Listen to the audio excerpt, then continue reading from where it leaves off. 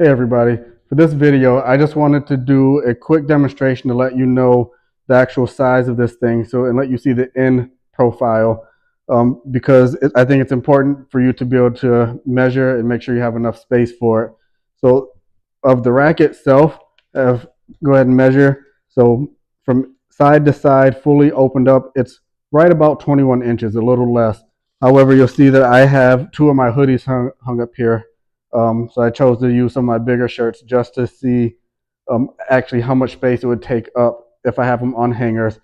So when I measure from left shoulder to right shoulder, it's about 38 inches or so. So, if you plan on using hangers for your clothes, you want to make sure you have right around at least a good 40 inches of space to set this thing up and open it up all the way, or else you may not have enough airflow. So just wanted to show you that from the end again to make sure that you can check your space and make sure you have enough space to accommodate your needs for this particular rack.